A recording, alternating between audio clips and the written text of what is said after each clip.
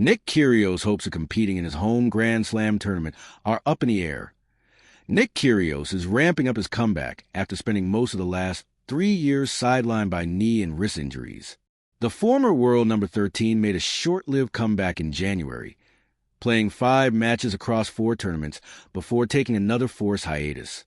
Kyrgios is now back in action at some exhibition events, and will also face world number 1 Aryna Sabalenka in a battle of the sexes later this month. The 30-year-old has also signed up for the One Point Slam, an unusual exhibition event taking place ahead of the Australian Open, where amateurs face professionals in matches consisting of just 1 point. But Kyrgios' participation in the Australian Open itself seems to be in doubt.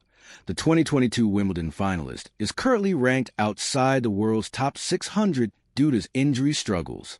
Kyrgios' protected ranking of number 21, which allowed him to enter tournaments after his long layoff, has since expired after he used it to compete at the beginning of the year.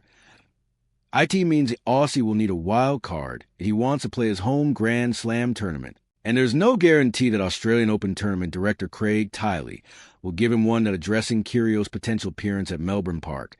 Tiley told the Tennis Podcast, "I don't know. We'll have to wait and see. But he's playing, which is good. He's been playing events leading in, and I know he wants to play in the summer."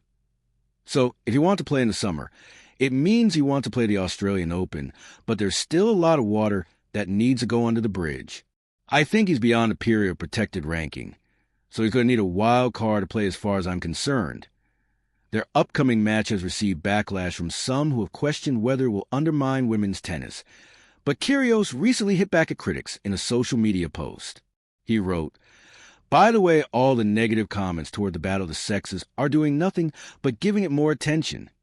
At the end of the day, Aryna will go down as one of the greatest players to play this game. I will have entertained crowds around the world. We are 2 humans that are good friends and want to put on a show and get more eyes on tennis.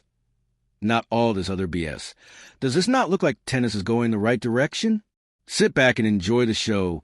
We both love the challenge and are going into this with no real experience. No one cares what you have to say.